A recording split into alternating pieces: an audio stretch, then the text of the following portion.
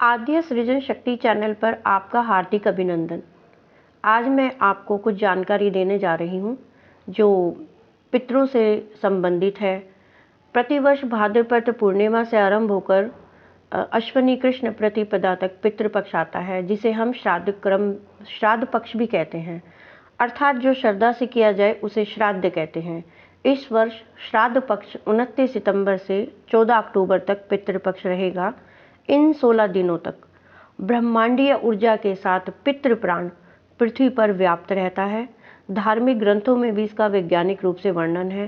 व्यक्ति मृत्यु के उपरांत पहले प्रेत बनता है, फिर पिंडदान के पश्चात वो पितृ श्रेणी में सम्मिलित होता है।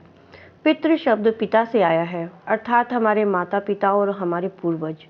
हम सब अपने पितरों से कहीं ना कहीं जुड़े रहते हैं। भाग्य कहें, नियति कहें या फिर कर्म बंधन। अक्सर जन्म कुंडली में पितृदोष बताया जाता है। जिन लोगों की कुंडली में ये होता है तो उस परिवार की उन्नति, प्रगति, व्यवसाय, संतानहीनता और रोग, कलहपूर्ण वातावरण, ये सब परिस्थितियाँ निर्मित हो जाती हैं। अक्सर लोग कहते हैं कि पितृ नाराज हैं, पर क्या सच में पितृ नाराज होते हैं? नहीं, वो हमसे नाराज नहीं होते, वो बस हमसे कुछ चाहते हैं। अपनी मुक्ति कहें, मोक्ष कहें, कभी कभी पितृ अपने ही करे हुए कर्मों से ऐसी स्थिति में पहुंच जाते हैं कि जहां वो अपनी संतान से अपेक्षा रखते हैं कि वो हमारा कल्याण करे। आइए इसे ठीक से समझते हैं। हम सब कहीं ना कहीं अपने ही कर्मों से परेशान होते हैं। हमारा प्रत्येक कर्म हमारे पास आता है, चाहे कर्म अच्छा हो या बुरा। जब तक हम समझ पाते हैं तब तक जीवन ही पूरा हो जाता है। तो हम अपने कर्मों से ही गति मिलती है, अच्छी हो या बुरी। लेकिन अगर अच्छी हो तो ठीक, और ना हो तो हम घोर यातनाएं पाते हैं। तब हम अपेक्षा करते हैं, अपनी संतान से इच्छा रखते हैं कि वो हमारा कल्याण करे, हम मुक्त हों। जो हम पुण्य कर्म अपने जीवन में नहीं कर पाते, मृत्यु के पश्चात जब हमें घोर यातनाओं से गुजरना पड़ता है, तब हमें लगता है कि अगर हमने नहीं कर पाए तो हमारी संतान वो पुण्य कर्म करे, वेद शास्त्रों का अध्ययन करे, दान पुण्य करे, तो हमें उस घोर यातनाओं से मुक्ति मिल जाती है। और जब संतान हमारे लिए शुभ कार्य करती है, दान पुण्य करती है, पूजा अर्चना करती है, तो हमें इन सब बातों से पुण्य की जो प्राप्ति होती है, उससे हम अपनी उन दयनीय स्थिति से मुक्त हो जाते हैं और उन्हें फल स्वरूप ढेरों आशीष प्रदान करते हैं। ईश्वर से उसके सुखी जीवन की कामना करते हैं और स्वयं ईश्वर कहते हैं कि माता पिता के आशीर्वाद से व्यक्ति को वो सब प्राप्त कर लेता है जो शायद उसके भाग्य में भी नहीं होता। बस यही सत्य है। कभी कभी अपने पूर्वजों की कुछ गलतियों के कारण भी हमारी कुंडली में पितृदोष उपस्थित हो जाता है। जब हम अपनी संतान से ये चाहते हैं कि वो हमें याद करे, हमारा सम्मान करे, हमारा ख्याल करे, तो क्या हमारे पूर्वज नहीं चाहते होंगे? हिंदू धर्म में प्रत्येक परिवार में श्राद्ध कर्म किया जाता है, अपनी अपनी सामर्थ्य अनुसार। वैसे तो शास्त्रों में 3 प्रकार के श्राद्ध कर्म बताए गए हैं। शास्त्र वैसे तो 10 प्रकार के बताए गए हैं, परंतु मत्स्य पुराण में विशेषतः 3 प्रकार के श्राद्ध क्रम बताए गए हैं, जिनमें नित्य, नैमित्तिक, काम्य, सपिंडी, पार्वण, गोष्ठी, शुद्धि इत्यादि इन विधियों से श्राद्ध कर्म किए जाते हैं। विशेष स्थितियों में विशेष विधि का ही उल्लेख है। चाहे विधि कैसी भी हो, लेकिन उसके अंदर भाव और श्रद्धा का सम्मिलित होना आवश्यक है, क्योंकि ये संसार भव सागर है, भाव से चलने वाला। केवल भाव ही पहुँचते हैं सूक्ष्म रूप से। भगवान राम ने भी अपने पिता दशरथ जी का श्राद्ध किया था गया जी में, और जब भगवान शिव ने ब्रह्मा जी का 5वां मुख काट दिया था तो उनके ऊपर भी ब्रह्म हत्या का दोष लगा।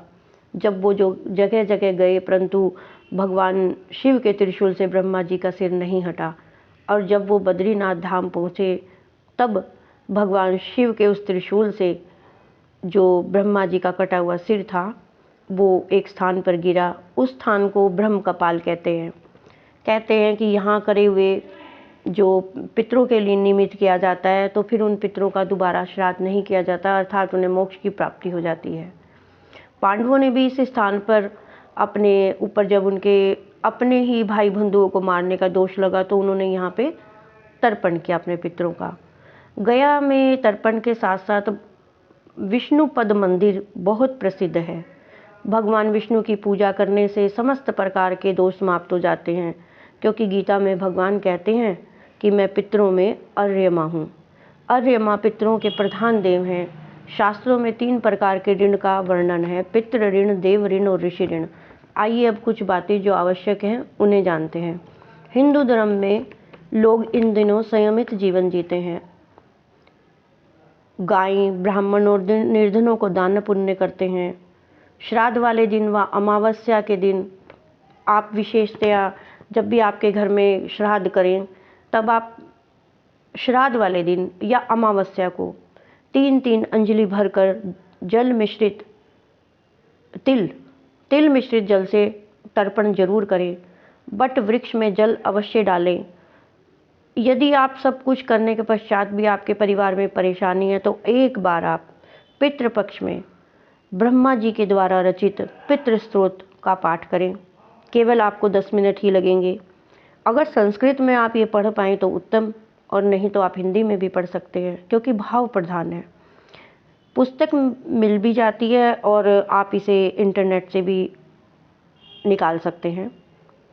और मैं आपको ये जो उपाय बता रही हूँ ये बहुत पहुँचे हुए उपाय हैं जिनके बारे में कहा गया है कि अगर परिवार में पितरों की वजह से कोई भी दोष निर्मित हो रहा है तो आप ये सब उपाय जो आप बताते हैं, कभी कभी हम सब कुछ करने के बावजूद भी हमारे परिवार में परेशानी 10 की 10 रहती है, तो उसके पीछे के जो कुछ कारण हैं उससे ऐसा होता कभी कभी हमारे अपने कर्म या हमारे पूर्वजों के द्वारा करे हुए कर्म, चाहे वो किसी के भी हों। तो मैं आपको विशेष बताना चाहती हूँ कि आप गीता के 7वें अध्याय का पाठ अवश्य करें पितृपक्ष में।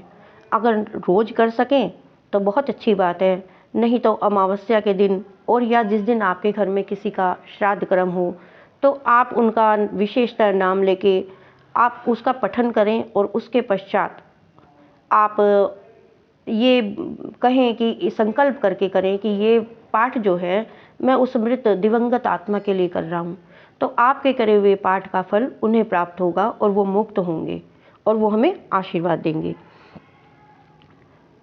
और दूसरी बात यह है कि भगवान शालिग्राम के समक्ष उनसे अपने या अपने पूर्वजों की गलती की क्षमा मांगें और उन्हें तुलसी दल मिश्रित दूध 3 बार अर्पण करें। कहते हैं भगवान शालिग्राम के समक्ष जब हम किसी का भी नाम लेते हैं तो उसके जन्मों जन्मों के पाप कट जाते हैं। जब हम उनसे भगवान शालिग्राम के समक्ष जब हम श्राद्ध कर्म करते हैं, हम जो भी कार्य करते हैं, भले ही चाहे वो कैसा ही कर्म हो, ये छोटा सा है तो बहुत छोटा सा उपाय लेकिन बहुत कारागार है, क्योंकि भगवान शालिग्राम के समक्ष किसी का भी नाम लेते हैं तो पुण्य जो होता है उस व्यक्ति को मिलता है। आपको तो मिलेगा ही मिलेगा क्योंकि आप साथ शरीर कर रहे हैं, लेकिन उसे भी मिलेगा। आप संकल्प के साथ करें कि ये जो मैं कार्य कर रहा हूँ उस दिवंगत आत्मा के लिए कर रहा हूँ, और ये कार्य आप श्राद्ध वाले दिन या अमावस्या वाले दिन आप सुबह के समय करें, सुबह सुबह, तो आपको अत्यधिक फल की प्राप्ति होगी। आशा है आपको ये जानकारी ज़रूर पसंद आई होगी। अगर पसंद आए तो कमेंट में जय श्री कृष्ण अवश्य लिखें। पितृपक्ष में जन्मे बच्चे या अमावस्या को जन्मे बच्चे, इनका जन्म को तकरीबन सभी लोग कहते हैं कि अशुभ होता है।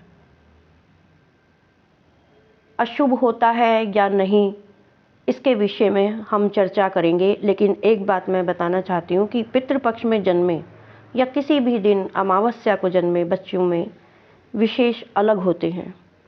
उसका मैं अगली वीडियो में इस जानकारी के साथ फिर से उपस्थित होते हैं। जय श्री कृष्ण।